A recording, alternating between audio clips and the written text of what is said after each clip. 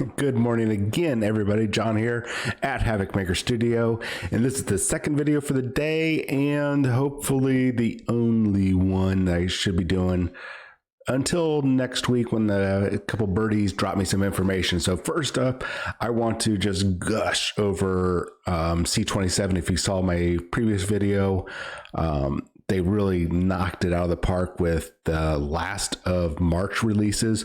Don't know really what's coming for April, but the last of the March releases, we're going to go over that. And then I've got some 40K news that you guys are just going to absolutely love. So first up, this is everything. If you have at least the gold tier, you're going to get all this stuff, plus a couple of the miniatures I'll show you in here in a second. So first up, you'll see this is what 1, 2, 3, 4, 5, 6, 7, 8, 9, 10, 11, 12 miniatures. Yes, I realize that there's actually, I think it's 14, maybe 15 miniatures, but the two different Spider-Man, Miles Morales, and the two Wolverine female X-23 characters is the same model. They just have different head swaps. So I didn't count those models. Now this is all you get for the basic Patreon level. Remember, I don't get anything from them. I'm not getting any kickbacks or freebies or anything. I just like talking about them because out of all the great companies out there like Trident Studios, Nuclear Firefly, Skullforged, they get it right. The proportions are on point in regards to Atomic Mass Games miniatures. And I'm talking about hips, legs, faces, breasts, chests, arms, everything is just on point. That's the reason why I like talking about them all the time. Now,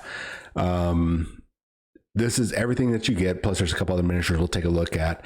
And actually, let's just dive right into it. Let's just dive right into it. All right, so this is all of March's releases for like $10 a month. All right, now these are all STLs. So if you got a 3D printer or access to a 3D printer, $10 to get this many miniatures, quality. Now, if you want to buy the individual STLs, but you don't want to do Patreon, they're around, I think, $6 to $8 on Gumroad. My personal opinion, just do the $10 Patreon, you get all those files plus some more. Really awesome, really better quality. And if you don't have access to a 3D printer whatsoever, check your friendly local game stores. Like down in Humble, Texas, there is Board and Brew Games, and for a very small fee, they will print off the STLs for you. You have to have the STLs, or they might already have it, because they do have a lot of Patreon subscriptions. So if you don't, check to see if they have it, and if they don't, then just give it to them. They'll print off to you for like, I don't know, $10-15, which is still way cheaper, right? Or you can go on Etsy and pay about the same price and have somebody else print it off. But I recommend Board and Brew Games down in Humble, Texas. All right, let's move on. So the last of March's releases is what we're going to take a look at. We have the single female lawyer. I really love these naming because they can't go, oh, this is She-Hulk. So it's not She-Hulk, She-Hulk. I like this model, because they gave her the right costume, I don't like the current costume that she has in Atomic Mass Games. And I think it's just really cool. She got all the weights, and I think it's just a different style of miniature. She's not in some action pose, which is usually really cool, but this is just a casual model of the character. And I think it would also be great if you were, I don't know about the scaling and how much detail and such you lose, but I imagine if you scale this up to at least 75 millimeters or bigger, it'd be great set of statues or awards for a tournament or something. Paint them gold, silver, and bronze. I think that would be a really awesome trophy, guys. That's what it is, trophies. Moving on, we got the Crescent Lunartic. This is obviously Moon Knight. This is their second Moon Knight model. The other one is as Mr. Knight, which I've got actually printed off. I don't know how good the quality of the camera will be, but I'm going to be painting them this week at Texas Toy Soldiers on Monday. They have a paint a paint day. I forget what they call it, but I'll be up there painting that model. So swing by to Texas Toy Soldiers in Dallas if you are up there. Anyways, so this is a great look of the classic Moon Knight costume mixed in with a little bit of the modern MCU version that just came out last week. First episode, really awesome. I like this pose. We get to see the great muscle tone. I really want that base more than anything. And, but I'm going to go ahead and get this model so I can have, I just really like Moon Knight. He's one of my top 10 characters. I think he's in the top 5. No, he's in the top 10. And they did a really good job. I mean, he looks, he's got a dynamic pose, and he looks like he's about ready just to pounce and be very brutal. Really digging it. Well done, guys. Next up is Catholic Guilt. If you know who Farrell is, I think her first name is Rachel, but her character's name is Farrell. She's an Irish girl. She was abused by the in a Catholic orphanage. She was one of the New Mutants. I think at one point she joined the original first edition wave of X-Force with Cannonball and Boom Boom, and Cable and a couple others. Anyway, so basically she transforms into a claw, scratchy scratch type of feral person. And looks like they got her in her classic New Mutants costume, which I really, really like. So really cool miniature there. The other one I got, I think this is the last one, is the Shape-Shifting Thugs. So we've talked about the Scrolls before. They've already done Super Scroll, and now they have the Shape-Shifting Scrolls as a grunt base. And I imagine, and I'm going to be doing another video in the very near future in regards to villains that I think need to be done by Atomic Mass Games, and another video for grunts, what are going to be the best grunt units and a parent character model to go alongside them. So we'll be seeing those in the future. Really cool to at least get ahead of the game. I like that they're jumping on this before Atomic Mass Games, so we can see now we can kind of do an unfair, maybe fair comparison. Anyways, so the other releases that you got this month, so we're looking at like 12, 13 models from the Marvel Crisis side to their first wave of fantasy models. There's a couple of character models in here, and of course some monster models. And I'm not a big fan of playing D&D, but these quality models for fantasy, I think that one guy's a Goliath, there's a Hobgoblin, a Triton, and some 2 demon type creatures. It doesn't matter if I like it or not, the quality of the models is top notch. I really dig it. So if you're looking for some amazing fantasy models, there you go, especially for fantasy tabletop war games or RPGs. The last thing that they've got going on is their terrain kit. Now you have to be a diamond or platinum diamond tier Patreon guy to be able to get these for free, which I think is like 15 or 20 bucks a month. This is their Murder World. So if you're familiar with Arcade, I'm going to be doing a video on him in the near future. He's a big X-Men villain, but he's also made his appearance in a couple old and new Marvel cartoons, so to kind of keep him fresh. All right. So let's take a look at this. So part of their March release, as a thank you, they gave out a whole bunch of free stuff, including some table mats, or STLs and files for the table mats, a bunch of terrain pieces. The Murder World is not, or sorry, the pinball terrain kit is not, but you can see how it could be set up for a full board. There's enough size 3, size 4, size 2, and size 1 here for a full table, which you need, I think, 12 to 18 pieces, I think, is the ideal that you want. They've got a full matrix for that if you're playing Marvel Crisis Protocol. This could also make possibly for a great display board. I'll leave that up to you guys and gals. At any rate, I think it's absolutely amazing that they did this. And at some point, I'm going to be printing this stuff off. Now, let's get into the, well, before I do that, thank you, C27 Minis and Terrain, for absolutely making some of the best quality miniatures out there.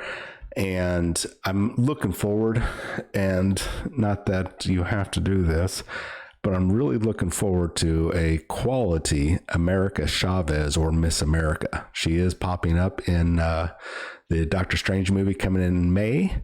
And I've seen a couple models so far by a few other companies, and I'm like, please go back to the drawing board. You're almost there. But I know, based on how you guys do your female models, I'm looking forward to it. At any rate, let's move on to some 40K news. All right. So the Primaris Blade Guard Company champion, or I think he's just a company champion, is coming. This is an event exclusive model, as far as I understand. And hey, it's another Primaris model, but it's not a lieutenant, so really cool. You can easily just make one from the Indominus box if you got that, or from the Blade Guard kit from, the Blade Guard veteran kit that they already have out. The only thing you'll need is the rules. And I want to talk about these rules because I love being right about stuff. Let's take a look at these rules. So, Primaris Company Champion. Sorry. Sorry about that, folks. Pretty standard profile. A lot of attacks, good weapon skill. We don't care about that. What we do care about, let's see if we can zoom in. Oop, there we go. We really zoomed in. We want to talk about the battle stances. So we saw the stances or blade techniques with the Adeptus Custodes came out at the end of last year, beginning of this year. And I said, just wait, Space Marines will have those. And they sure as heck got it. The first time that they got it was with the new Primaris Captain and Gravis armor. And I said, it's going to happen again. And here it is again, because Space Marines just can't let anybody else have something cool. They've got to have it too. So here we are with our second proof of it, and expect, I would say, within the next year that we will be seeing the next Space Marine Codex for 9th edition. It'll be the second Codex Space Marine, which will be set up for 10th edition. Don't think they've done it before? Check out my videos talking about it before. This is the reason why.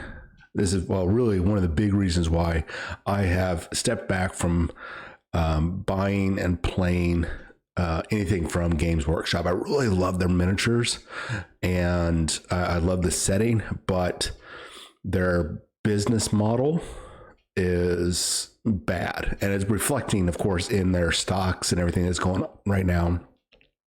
Their mishandling of Warhammer Plus. And I know if you guys love it, dude, stick with it.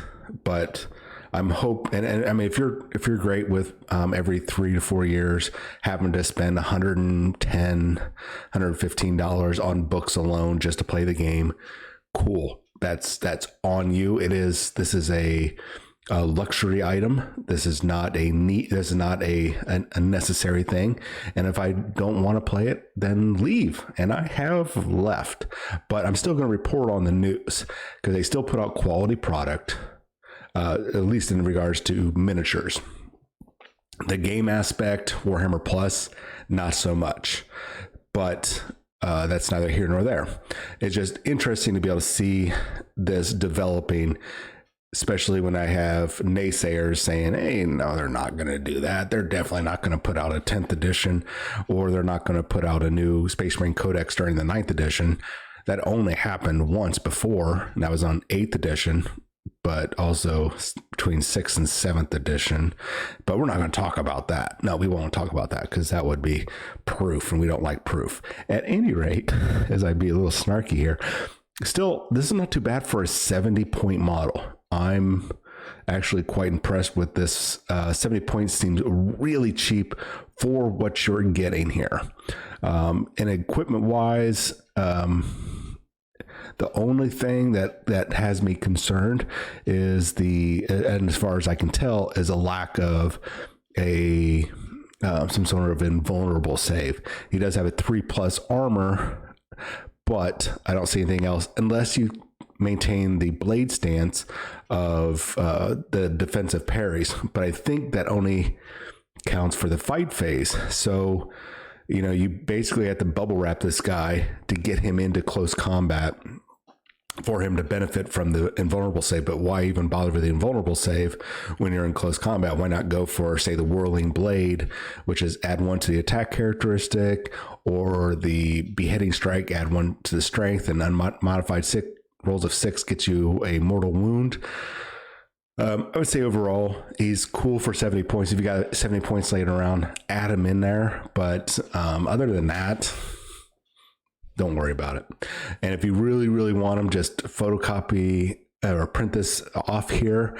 I'm sure there's plenty of spike. You can probably actually go to Spiky Bits, I bet, because they usually have this stuff. In fact, I'll check Spiky Bits. Do a screenshot, print it off, go turn one of your Blade Guard veterans into the Primaris Company champion and call it a day. That way you don't have to spend money on the model unless you really want it, because it did look pretty good.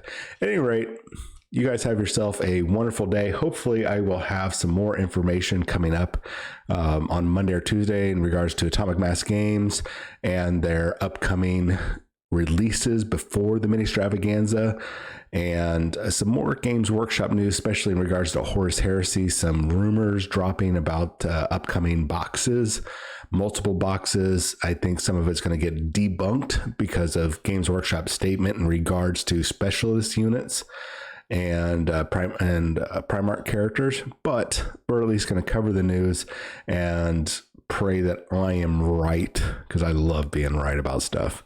Anyways, guys, have yourself a wonderful weekend. Talk to you later.